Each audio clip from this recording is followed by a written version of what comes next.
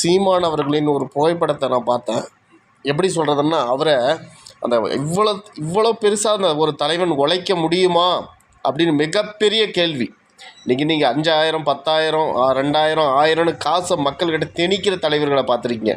தன் கொள்கையை மக்களிடம் அவ்வளோ திணித்து வெகுளால் ஒரு தோள்பட்டையே ஒரு பக்கம் உறிஞ்சி எழுந்துட்டுருக்கு. அதை நீங்கள் புகைப்படம்லாம் பார்த்துருப்பீங்க. அப்போது அதிகமான நாம் தமிழ் கட்சி உறவுகள் சொன்ன வார்த்தை, சீமானனுக்கு மைக்கு ஊசியாவது போட்டு அவரை கொஞ்சம் தூங்க வைங்க 2 நாளைக்கு அப்படின்ற மாதிரி பேசியிருந்தாங்க. இதே வார்த்தையே தேசிய தலைவர் பிரபாகரனுக்கு சொல்லியிருக்காங்க. அவருக்கு மைக்கு ஊசி போட்டாவது இந்த நாடு கடத்தி கொண்டு போயிடுங்க, இங்கே ஈழத்தில் அவர் வேணாம் அப்படின்னு சொல்லி பிரபாகரனை அவர்கள் புலிகள் இருந்த படைகள் சொல்லியிருக்கு.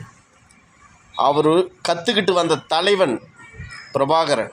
அதனால் அவர் மட்டும் இல்லைங்க, நான் கூட உடல் ரீதியாக அந்த துண்டறிக்கை கொடுத்து பாதிக்கப்பட்டிருக்கேன்.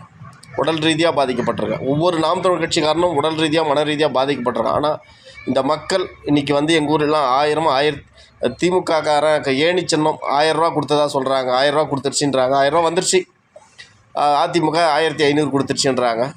இப்படி எல்லாமே திமுக அதிமுக 1000 2000 3000ன்னு நிறைய பணம் கொடுத்துட்டாங்க. இவ்வளோ கஷ்டப்பட்டு கொள்கையை எடுத்துகிட்டு போய் சேர்த்தி மக்களிடம் போய் வீடு வீடாக போய் பேசி நான் உங்களுக்கு போடுறேன்னு குடும்பமாக வாக்குறுதி கொடுத்தவங்ககிட்ட போய் 2000 3000 5000 10,000 வீட்டுக்குள்ளே பணம் போனால் அவங்க எந்த வாக்குறுதியை காப்பாற்றுவாங்கன்னு தெரியல. பார்ப்போம். இந்த எலெக்ஷன் கண்டிப்பாக சீமான் அவர்கள் பெரிய லெவலில் ஜம்ப் பண்ணி போவாருன்னு நம்பிக்கை இருக்குது. மக்கள் பணம் வாங்கினாலும் மனசாட்சின்னு ஒன்று இருக்குது. அடுத்த தலைமுறை பிள்ளைகள் வாழணும்னு ஒரு எண்ணத்தோடு இருக்கிறாங்க.